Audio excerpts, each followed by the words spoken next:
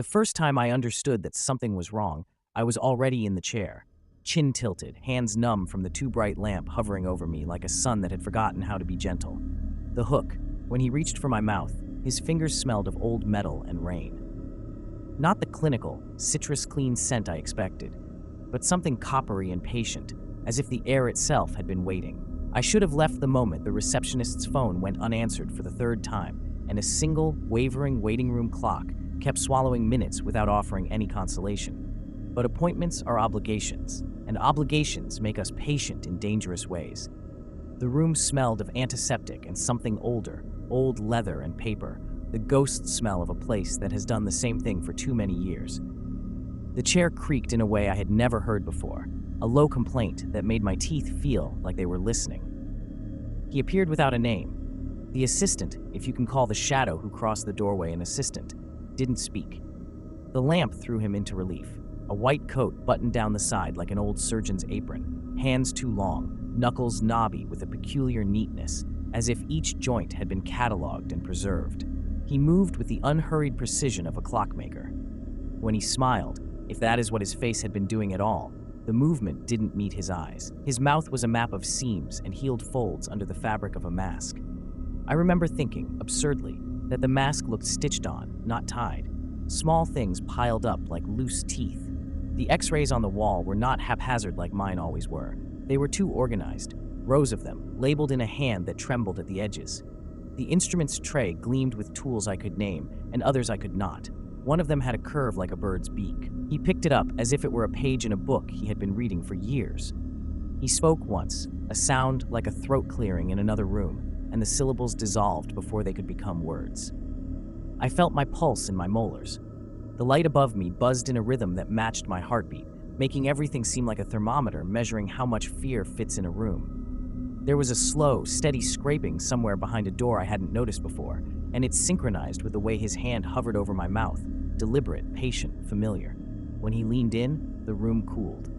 His breath smelled faintly of iron and soil. I kept my mouth open because the ritual told me to, because obeying felt safer than knowing. And then, with a casualness that made my ribs ache, he reached for a tool and said the only sentence I would ever hear from him, "Relax." It was a command, and in the silence that followed, something in the room shifted as if it had been waiting for permission. The room folded in on itself after that. Minutes became thin, ribboned things I could twist between my fingers. He worked in a silence that wasn't empty so much as full of patient attention. Every movement felt like a sentence being written into a book I couldn't read. The lamp was a sun with no heat, and the shadows it threw were not quite shadows, but things with soft, patient edges. He didn't speak again, but the air answered him, a steady, wet sound like paper being turned, like someone checking an inventory. When the assistant, if that's what she was, stepped forward, I noticed how small she seemed, as if she'd been folded from spare cloth. She brought a tray. On it lay things that were dental and not, a pair of forceps curved like a bird's claw, a thin metal rasp with tiny teeth, glass vials filled with something that moved when the light touched them. One vial had a swirl of something dark inside, and for a blink I thought it was a shadow captured in glass. The assistant's hands were gentle in a way that bruised. She handed him the forceps with the solemnity of someone passing a sacred object. He told me to breathe slowly. I did, because the only thing I knew to do was follow the ritual. Oxygen arced into my lungs like a promise. He pried. Pain arrived as if on cue, sharp, mineral, like someone biting down on ice. I tasted metal, not from a filling, but like a coin ground between my teeth. My tongue found a pocket of sensation under my molars and came away with a smear of something that wasn't quite blood. It was darker, viscous, smelling faintly of root and damp earth. That's when I saw the drawer. It was a small, narrow thing under the sink, and the assistant's knee brushed it as she turned.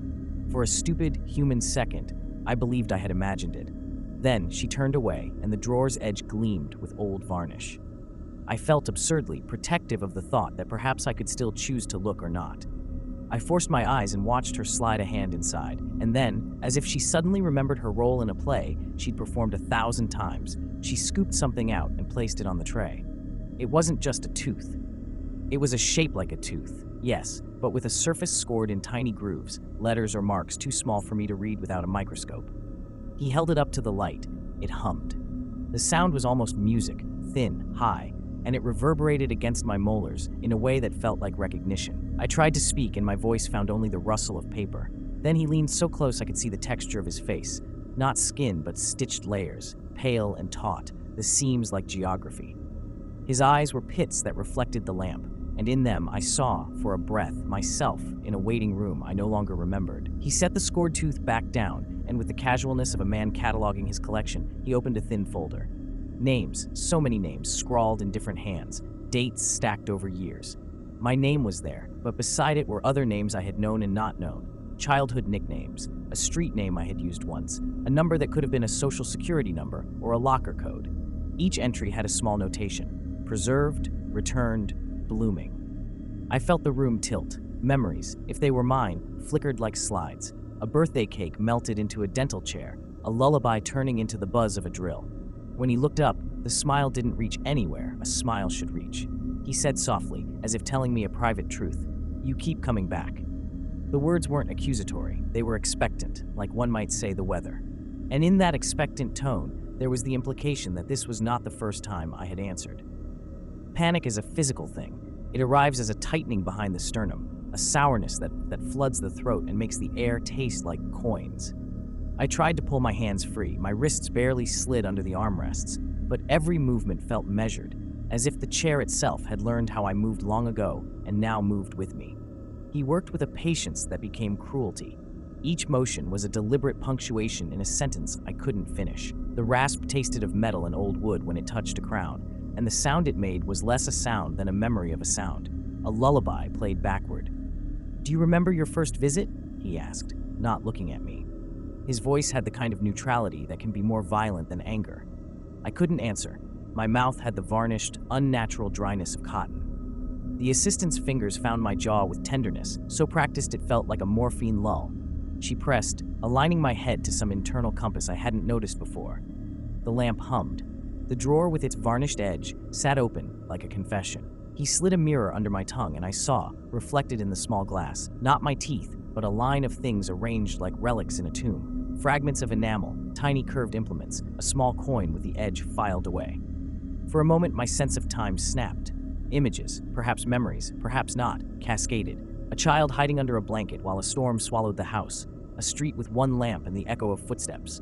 A face I loved smiling into another face. Each memory felt sourced from somewhere outside my skin, like a borrowed movie cell. I felt something being lifted. It wasn't only a tooth, it was a piece of the map that told me where I'd been. Each extraction blurred an edge of my past, smudging certainty into rumor. He worked quietly, and when he spoke, it was to catalog. "Preserve," he murmured of one item. "Return," another. The assistant wrote as if taking dictation from fate. I realized with a cold animal clarity that my life was a ledger, and I had been paying with pieces of myself. Fear turned electrical. I tried to scream and found instead the sound of paper tearing, thin, brittle. The assistant's eyes were wet with something that could have been pity, could have been ritual. He held up my tooth again and examined it as if seeing a photograph of me that I had not known existed. In the reflection of the lamp, it looked like a small carved idol.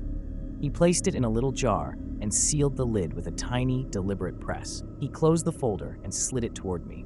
My name was written there, neat and final, and next to it, a fresh notation I could read without squinting: scheduled. For a second, the room filled with a sound like rain on metal, an applause of drops. And in that sound, I understood the cyclical logic of the place. This room did not heal so much as remit. It took and filed and sent people back into the world lighter, ragged, with less to hold their pasts in place. As he leaned over me one last time, his breath cooled the inside of my mouth. He whispered, the words almost a benediction, "You'll remember what you need to." He eased the mask down, and for a single terror-bright second, I thought I would finally see a human face. Instead, the light caught on a patch of skin that was stitched and smoothed, an old map of seams. When I tried to sit up, the assistant gently pressed me back and smiled. Her teeth were too many, too small, a neat field of white. They wheeled me out with the kind of efficiency reserved for funerals or museums. The waiting room was the same clock and the same silence, but the minutes no longer belonged to me. I walked out into a street that felt like a memory of a street, carrying a vague hunger where certainty used to live. I found myself smiling at nothing, and then in a plate glass window, I saw my reflection, and between my lips, a gap, neat and tender, like a secret. I am missing what made me belong to myself. subscribe to Horror Story Bar.